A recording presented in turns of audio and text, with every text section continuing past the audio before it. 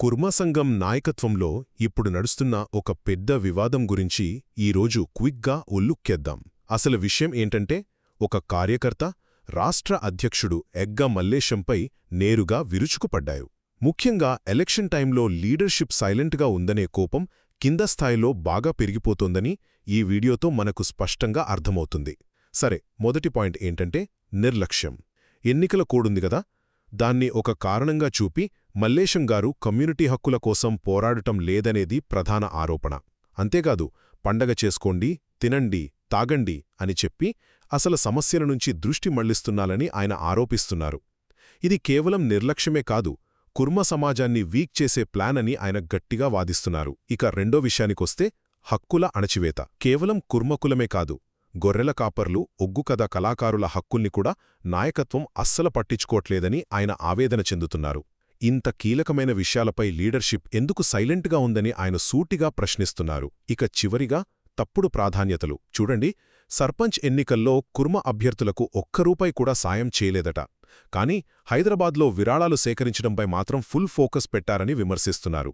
ఇదే కంటిన్యూ అయితే ఉత్తర తెలంగాణలో ఖచ్చితంగా ఒక ఉద్యమం వస్తుందని హెచ్చరించారు. మొత్తంగా చూస్తే ఈ ఆరోపణలు నాయకత్వంపై ఉన్న అసంతృప్తిని, క్షేత్రస్థాయిలో పెరుగుతున్న తిరుగుబాటు గళాన్ని స్పష్టంగా చూపిస్తున్నాయి.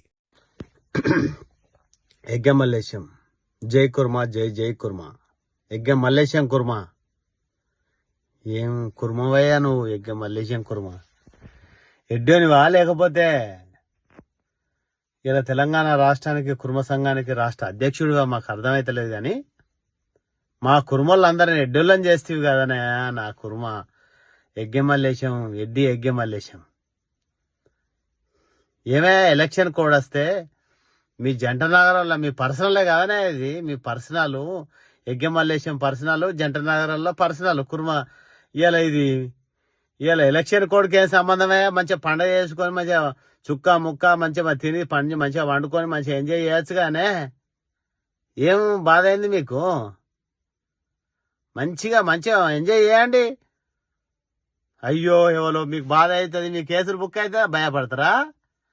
మీ హక్కులు అడగంటినాయి, మీ కుర్మ కులాన్ని గొర్రె గోపర్ల హక్కులు అడగంటినాయి, మీ ఒగ్గుకథ కళాకారుల హక్కులు అడగంటినాయి, మీ కుర్మల హక్కులు అడగంటినాయి, మీ నాయకులు కుర్మ సంఘ నాయకుల హక్కులు అడగంటినాయి. ఇవన్నీ వంగా ఇవాళ ఎలక్షన్ కూడా వచ్చింది, మీరు సప్పుడే కొనుక్కుంటారా అంటే ఎంత సంతోషం మీకు, చాలా సంతోషం. ఇలా సర్పంచ్ ఎలక్షన్లు వచ్చినాయి, మరి ఎవరు నిలబడాలి, ఎవరు గెలవాలి?